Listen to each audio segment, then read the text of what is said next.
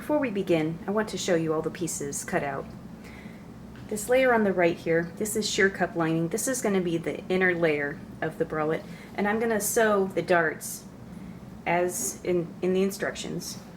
And this is going to provide the support for the bralette. This is sheer cup lining, and it doesn't have any stretch, so this is a pretty supportive fabric. And I've also cut the lining for the cradle out of the sheer cup lining. And this will be the outer cup layer for the front. And I've only marked the edges of the darts and the notches. And what we're going to do is we're going to gather this edge instead of making a dart.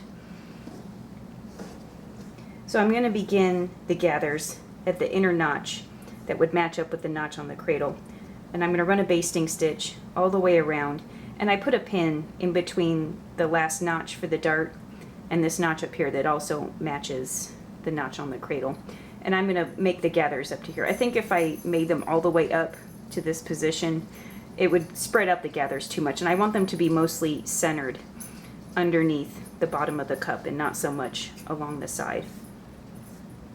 And I also have the bottom band, or the back band, which I've cut out of Power Knit, and the outer layer of the cradle, which is in Navy Duoplex.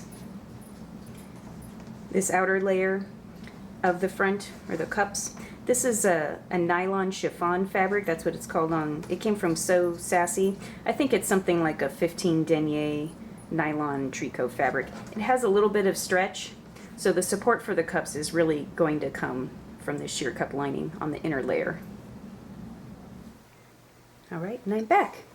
I've sewn the darts in the inner layer in the sheer cup lining, and in the outer layer I've sewn the basting stitches and I've pulled on the top threads to start to gather the cups. So now what I'm going to do is I'm going to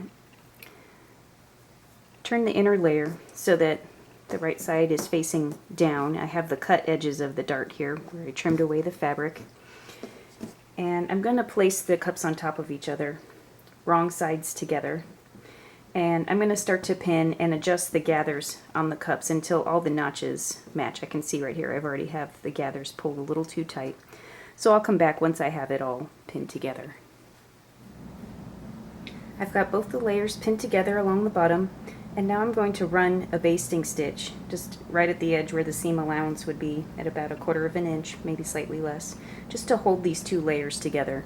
And as I continue to sew this bralette, I'm going to treat both these layers as one layer together. So when I start dealing with the armholes and the neckline, I'm going to pin together those edges as well. And that's it. And I'll come back once I've sewn the whole bralette. And here's the finished bralette. You can see the gathers along the bottom of the cup, and since I used a sheer fabric, you can really see them quite well. And you can also see a little bit of the seam allowance from the dart on the inside. So that's the downside of encasing the seam allowance for the dart, is it becomes a little more obvious on the front side if you use a sheer fabric or a sheer lace on the top. I'll go ahead and show you the inside. It is nice though that you don't have the seam allowance touching your skin. And now I'll go put it on my dress form so you can see how it looks on a body. And here is the finished bralette. As you can see, the gathers ended up just underneath the bust and makes a very nice soft look. So I hope you enjoyed this pattern hack of the Delvine bralette. If you have any questions, leave me a comment below. Bye for now.